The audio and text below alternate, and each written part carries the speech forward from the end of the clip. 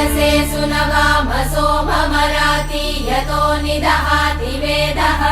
स नः पश्यदति दुर्गाणि विश्वानावेव सिन्धुम् दुरितात्यग्निः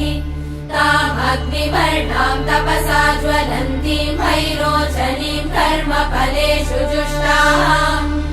दुर्गाम् देवीगुम् शरणमहम् प्रपद्ये सुतरसि तरसे नमः